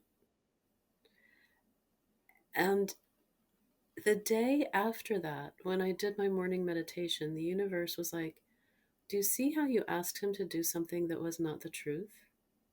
I was like, oh, I asked him to lie by checking it wasn't for goods and services. Oh dear God, I hope that didn't make him feel bad um, or uncomfortable. And then the next morning when I meditated, the universe was like, do you see how, in the context of me railing against corporate greed and corporations, how greedy they are and how bad that is for humanity and life on earth, right? The universe said, do you see how you chose profit over truth? I was like, oh, I did. Now, to see the degree to which the universe is asking me to live the truth and to live in alignment with the truth. So, if we want to know the truth, we have to be willing to live the truth, to be the truth, to model the truth, to be one with the ultimate truth, which is that the divine intends all as well for everyone, and we can trust that. That's the truth. What role did love play throughout your life? Ah. So here's where you asked the question, what one thing would I like to be remembered for? Mm. Well, I reflected on this past Monday, and I thought, well, I've had to overcome really hard things, including now working on my PhD. I'm in a very isolated setting and other challenges. I was like, what? There's something about overcoming that I want people to remember about me. What is it? And I believe in the power of love. Mm. That's what I want to be remembered for. Believing and trusting in the power of love is what has enabled me to overcome so much in life. And I have one poignant story from college of the first time that, even as a rational psychology major, I found myself believing in the power of love, and it was so needed in a potentially traumatic situation.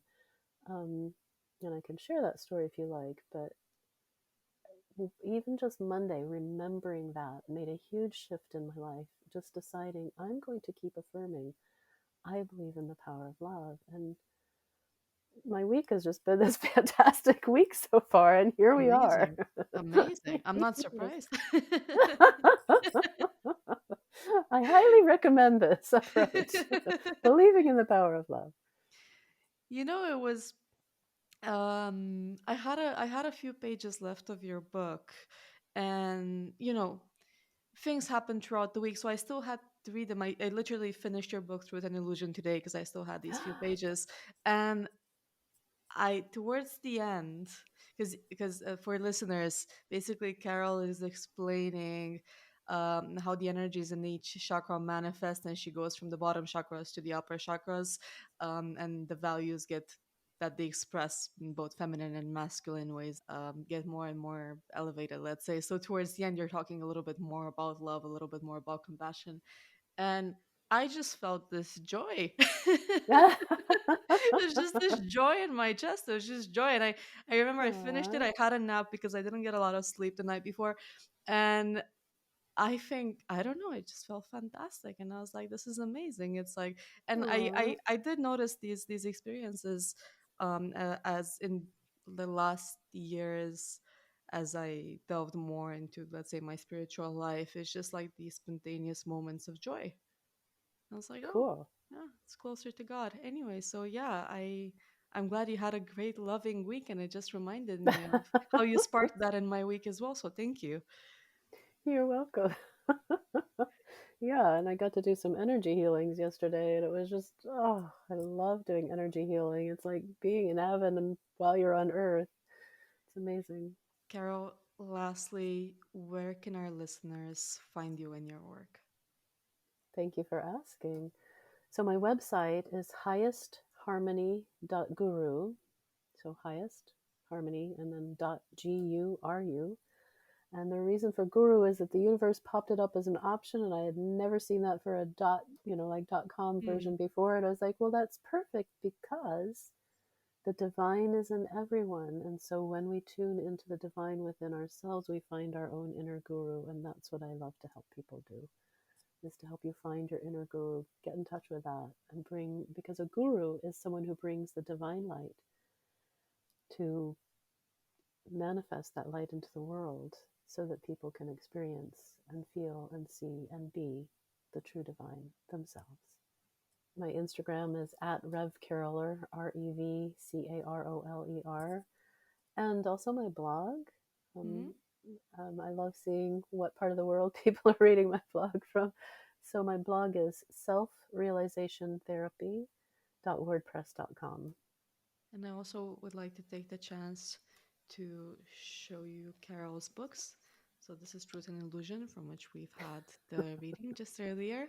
You can see all my signs. This is my style of reading, taking a lot of notes. And we also have Mornings with the Masters, which I'm still due to read, which is why it doesn't have a million signs in it just yet, but it will very soon. So both of these are available for order online. All the links that Carol mentioned also for the books as well, they will be under the episode description. So make sure to head on there and follow Carol and her work. I feel we could have talked for 5 more hours, but alas, I want to be mindful of Carol's time. So thank you so much. I really appreciate you spending this time with me and with us once this episode is out. And yeah, I'm really appreciative. Thank you for bringing your wisdom, insights, and life experience. Thank you so much, Christina. And I would love to connect with folks listening to this. So please give me a shout out somewhere. Yes, do not be shy.